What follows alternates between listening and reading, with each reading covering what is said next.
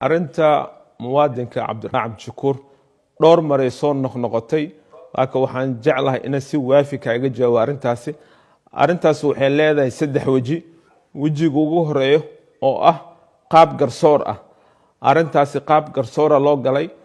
garsoorka dalka galay arintaas ilaa heer maxkamadda racfaan ay gaartay waxaan rajaynayaa arintaas inaad ka dharagsantihiin shacabka Soomaaliyeed meel ugu joogay ka dharagsan yihiin natiijada ka soo baxdan alla wada socotaan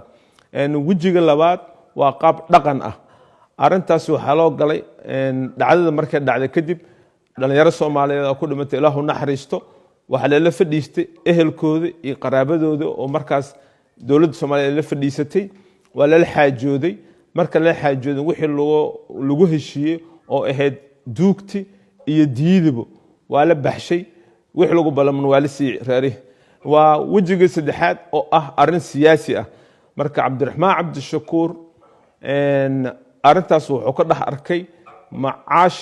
siyaasi ah ama arrimo siyaasi oo arintaas u qaatay marka arintaas Cabdiraxmaan